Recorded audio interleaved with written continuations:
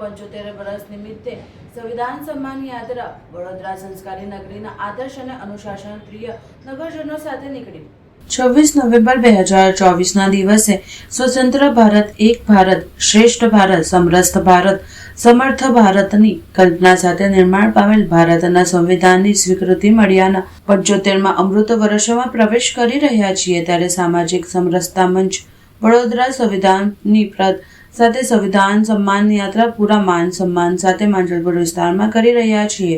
આપ સૌ નગરજનો પરિવાર સાથે સંવિધાન સન્માન યાત્રામાં જોડાઈ સંવિધાન સ્વીકૃતિના અમૃત વર્ષને અને આપણી સ્વતંત્રતાના ઉત્સવને ઉજવવામાં સહભાગી થશો। યાત્રાના પૂર્ણાહુતિ સ્થાન શ્રેયસ સ્કૂલ ખાતે થશે। આજે 26 નવેમ્બર એટલે સંવિધાન દિવસ। સંવિધાન 15 ઓગસ્ટ 1947ના દિવસે ભારત દેશ આઝાદ થયો ત્યાર પછી આપણને દેશ ચલાવવા માટે એની વહીવટ એના કાર્યો માટે થઈને એક લેખિત બંધારણ જોઈતું હોય છે જે દરેક દેશમાં હોય છે। એ પ્રકારના વિચાર સાથે આપણે બંધારણ સમિતિની રચના કરવામાં આવી અને એ સમિતિએ 26 નવેમ્બર 1949માં સંવિધાન રચના કરી અને એને સંસદની સામે સુપ્રત કરવામાં આવ્યું। એ સંવિધાન સ્વીકારનો આજે દિવસ છે અને એનું આજથી 75મું વર્ષ શરૂ થઈ રહ્યું છે।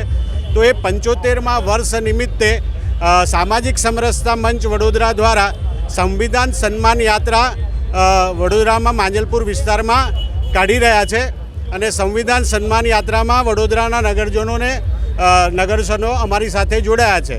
સંવિધાનને અમે એક હાથમાં લઈ અને ચાલીશું। અહીંયાથી સરસ્વતીથી લઈને તુલસીધામથી શ્રેયસ સ્કૂલ પાસે આપણે સંવિધાન યાત્રાની પૂર્ણાહુતિ થશે। ત્યાં આપણું પ્રિએમ્બલ છે એનો સંકલ્પ લેવાનો છે। જી, આપનું નામ શું? જીતેન્દ્ર નંદા, સામાજિક સમરસતા મંચ વડોદરા વિભાગ સંયોજક।